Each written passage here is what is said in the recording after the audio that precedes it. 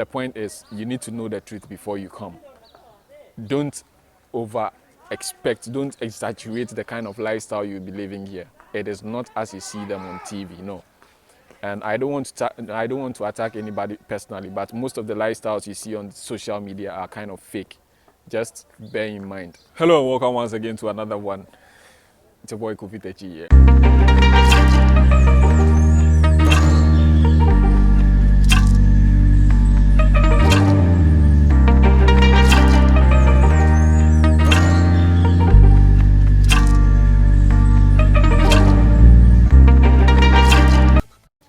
Every time I'm being asked, how did you get here?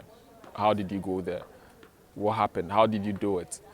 Well, I just took the right procedures, even though I tried doing the right thing at some instance or at certain instances, I still was duped along the line. I was still duped along the line, but I never gave up.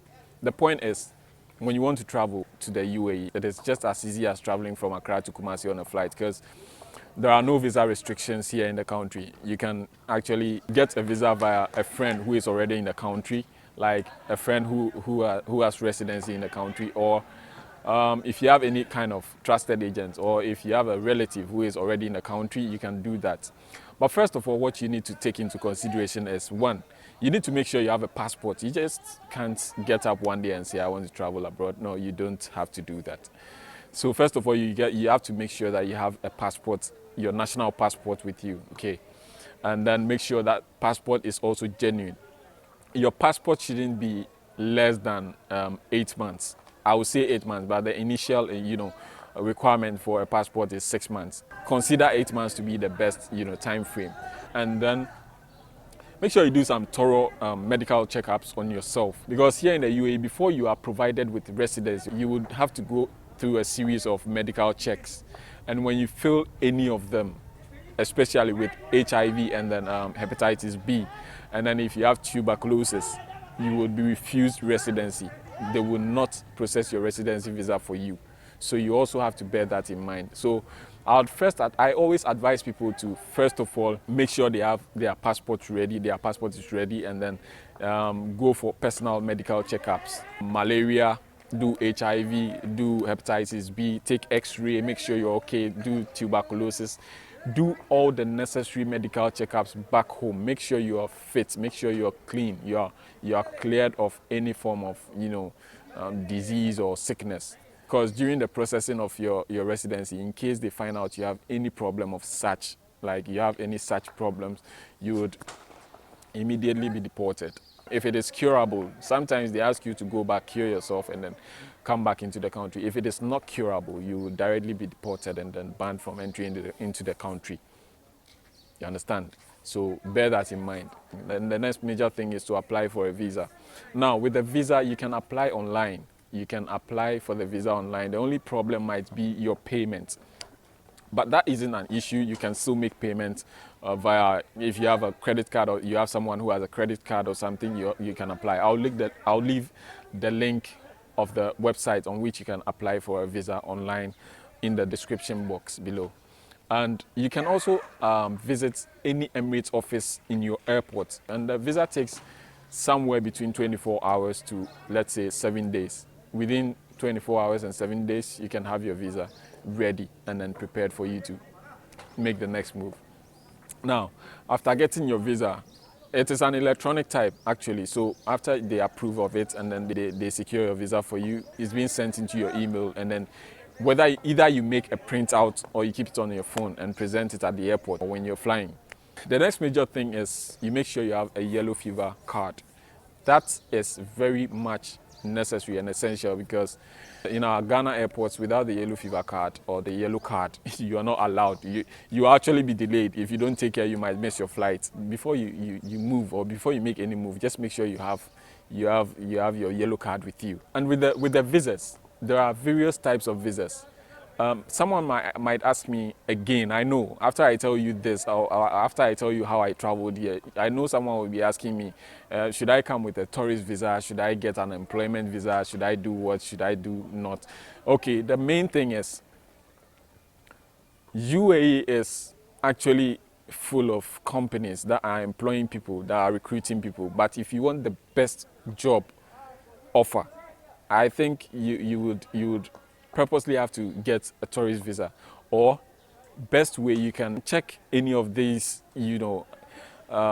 job hunting sites. You can check. You can use LinkedIn. You can use Nokri Golf. You can use Golf Talent. You can try Dubizzle, and then you can try Skill Bee. These are applications that can actually help you to hunt for jobs or look for jobs online before you make any move. Otherwise, there are other means by which people are being employed here. There are walk-in interviews every now and then. Sometimes some companies might be needing people that they need immediately. They need people who are already in the country. Fine, you can also apply for that.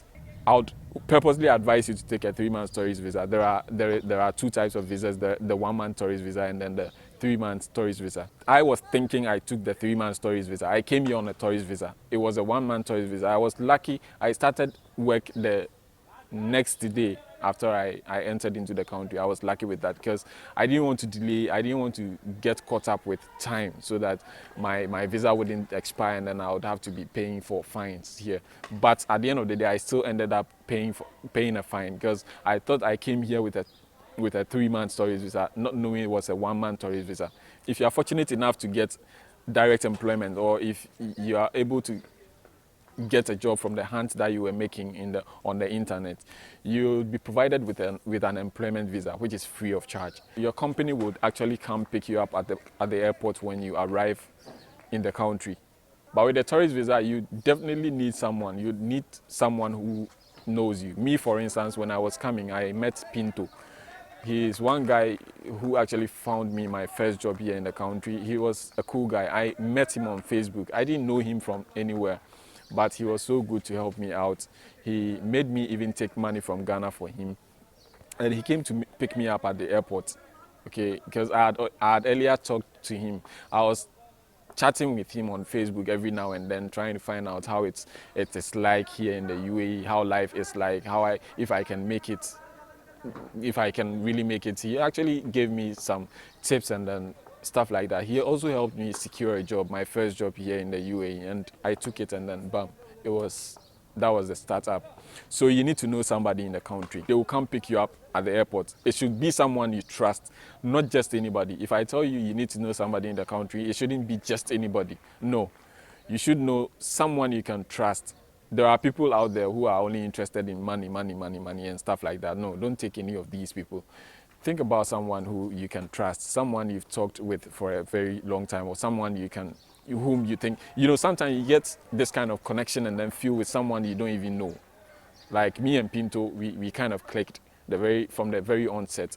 So somebody who is going to pick you up. And after you get into the country, this is what you must also bear in mind. Sincerely speaking, we don't live a luxurious life here in the UAE. Some people actually live luxurious. There are people who take from 12,000, who take about 8,000 a month, who take about 10,000 a month. There are people who are actually enjoying the country.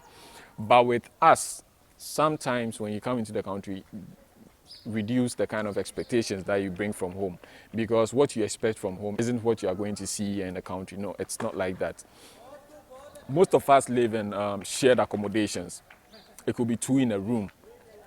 It could be 3 in a room, sometimes even 6 and 10 in a room, depending on the kind of bed space you find yourself in. The point is, you need to know the truth before you come. Don't don't exaggerate the kind of lifestyle you'll be living here. It is not as you see them on TV, no. And I don't want to attack anybody personally, but most of the lifestyles you see on social media are kind of fake.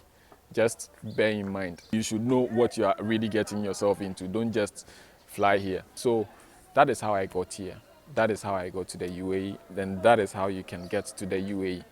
That is the best way for you, and I hope you don't get yourself scammed like I got scammed. Thanks for joining me on this one.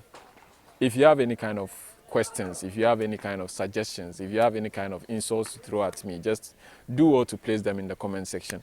If this video is of importance, or it's been of benefit to you, do well to like the video and then share for others to also get the kind of benefits you got from this video. My name is Kofi Techi. and I hope to see you on the next one.